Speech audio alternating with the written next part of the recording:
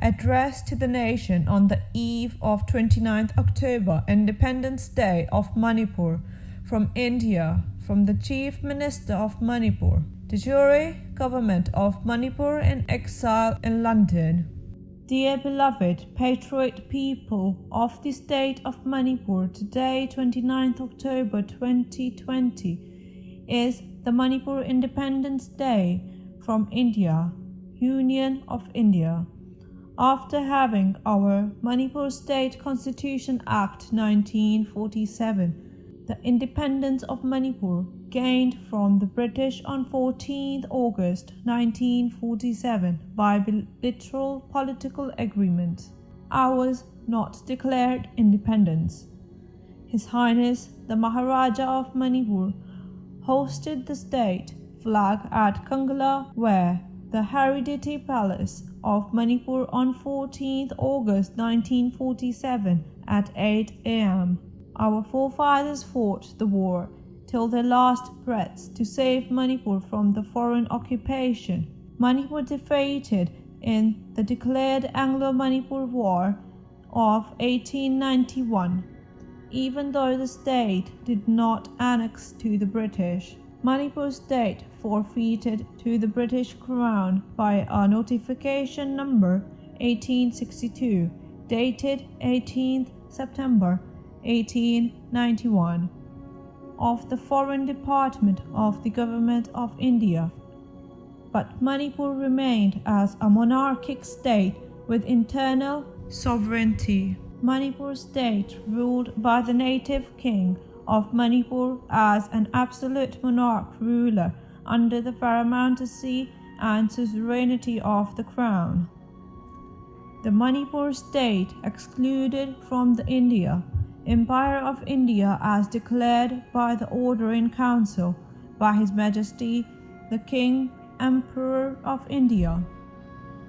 Since Manipur state excluded from India the whole territory of the state delineated in the maps of Survey of India at the date of 1st January 1947. Ultimately, the state has not remained as a part of India as Indian state. In the provisions as provided by the British law, there is not any provision to merge or annex the excluded state to India, Dominion of India, now the Union of India. In the violation of Section 9(5) of the Indian Independence Act 1947, M.K. Valori, Joint Secretary to the Government of India, who is not an authority of law, had passed an order to the Manipur administration, Order 1948, on 15th October 1949.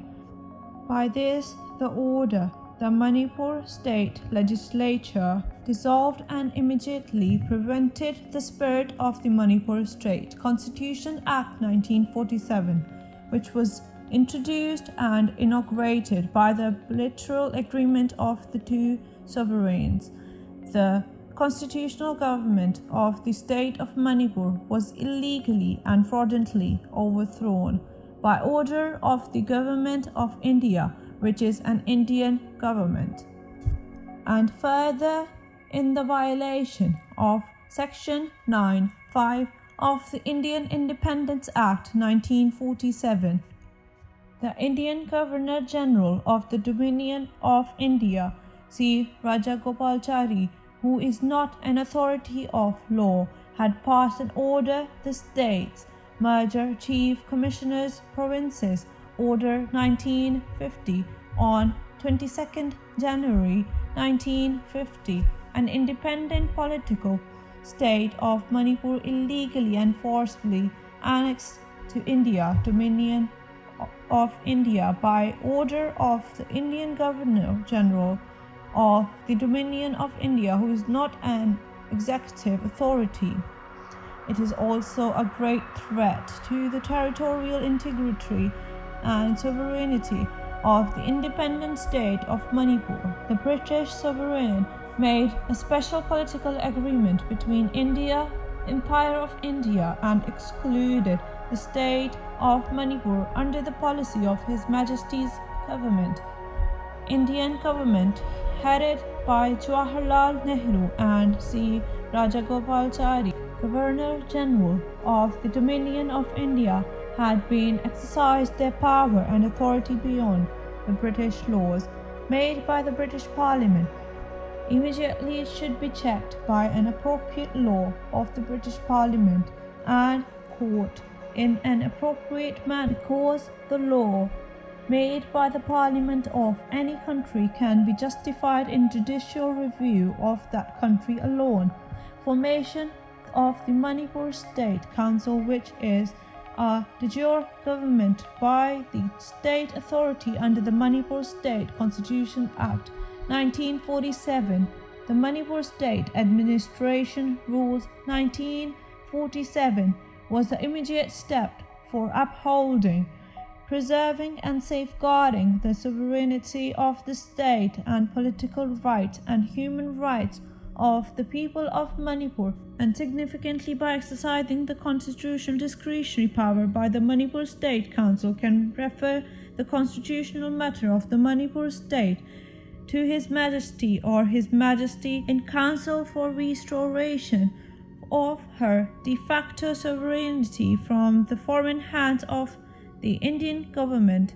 Therefore, the Manipur State Council, formed on 14th March 2012 under the Manipur State Administration Rules 1947 of the Administration of Manipur State. It is a fact that the state cannot and does not exist without a government, no matter what form of a government may assume. It is also a fact that the government can change and government can replace by others. We unilaterally declared the independence of Manipur from India, Union of India, by forming the Manipur State Council on 14th March 2012 in Manipur, and further immediately announced the declaration by the Chief Minister as a Chief Executive of the state before international media in London on 29th October 2019 to send out the message of the independence of Manipur from India to all the sovereign countries or states of the members of the United Nations. It is legal duties, legal responsibilities, and legal rights of the people of Manipur.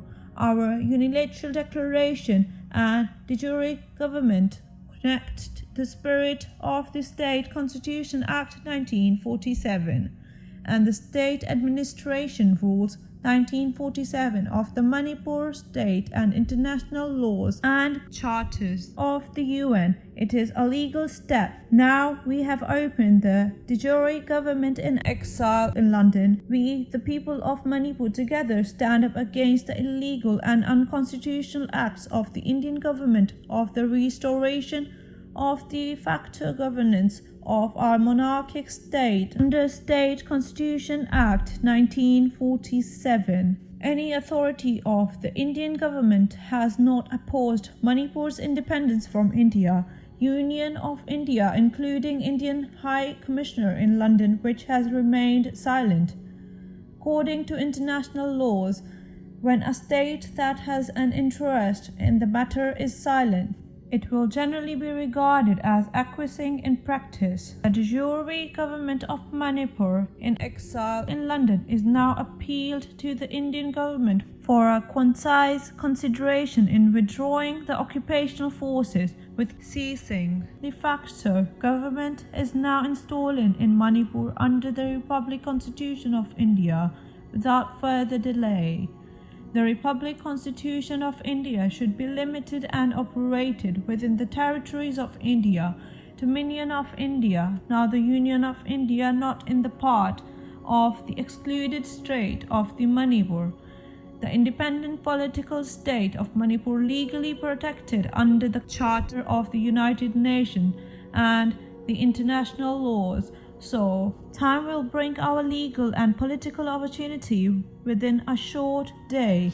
The de jure government, it is now reminded Article 2 for of the Charter of the United Nations to the Indian government that all members shall refrain in their international relations from the threat or use of force against the territorial integrity or political independence of any state, or in any other manner inconsistent with the purpose of the United Nations. At last, I, with my council members, share the pain and sadness with the bereaved family member who lost their loved one due to the coronavirus death, and for our suffering people of Manipur and the miseries heaped on them by the occupying forces of India. The prosperous days of the independent Manipur are not far. Together we will win, rise and shine. God save Manipur. Yambam Birayan, Chief Minister of Manipur.